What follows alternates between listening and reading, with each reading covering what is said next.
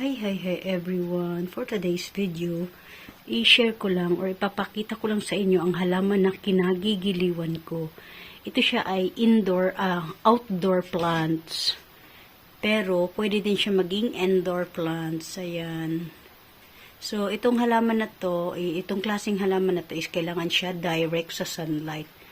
Dahil gabi ngayon, nilagyan ko siya ng ilaw para lalong maging maganda yung niya.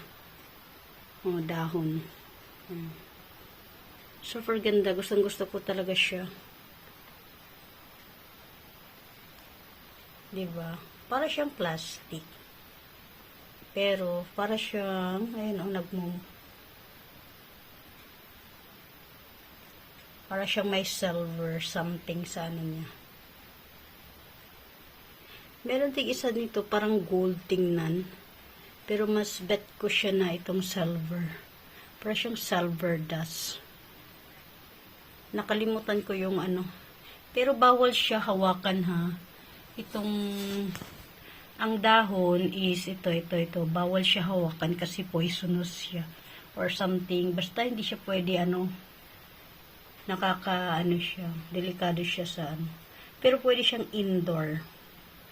Ang ganda, diba? Kinakaaliwan ko. Super ganda.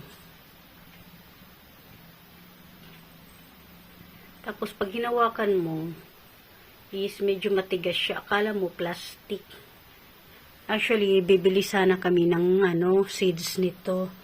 Pero dahil pwede lang naman pala kumuha sa playground.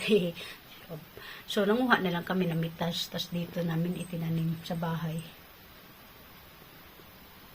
Buti nga nabuhay siya dahil nilipat namin siya ng sapat. Nilipat namin sa pot. Ayan na. Super ganda.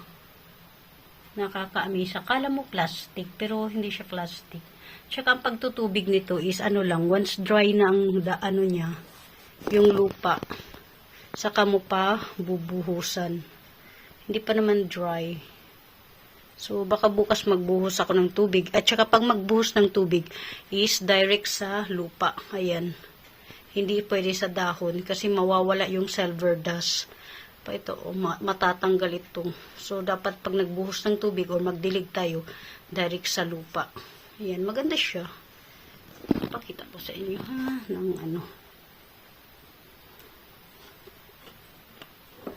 Ayan. Super ganda. Diba? Kaka-amaze. Kaya pag nahawakan mo ang dahon niya, kailangan mo lang maghugas agad. Not agad-agad, but syempre, kailangan mo maghugas para hindi mo makalimutan na maisubo mo yung kamay mo sa bungangaan. Safety first din kahit papano. Ayan. Ganda siya. Para siyang corals. Pero ang ganda niya, guys. Super na-amaze ako. So, that's all. Gusto ko lang i-share ang kakagiliwan ko na halaman. Kinababaliwan ko.